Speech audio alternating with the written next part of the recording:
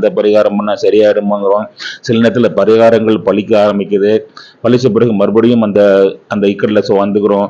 அடைச்சி இது சரியில்லை அது சரியில்லைன்னு நம்ம திட்டிக்கிறோம். இல்லை செய்ய சொன்னவங்களை திட்டுறோம், நண்பர்களை திட்டுறோம், பெரியவங்களை திட்டுறோம், குருமார்களை திட்டுறோம். இதெல்லாம் என்ன வகையில் நியாயம்னு நினச்சி பாருங்களேன்.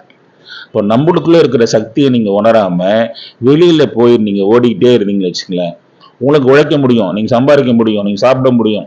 அதை விட்டு எங்கேயாச்சும் கிடைக்குமா கிடைக்குமா அப்படின்னு இறைஞ்சிறது எந்த விதத்தில் சரி? இல்லைன்னா கடவுளை குறைச்சிறது எந்த விதத்தில் சரி?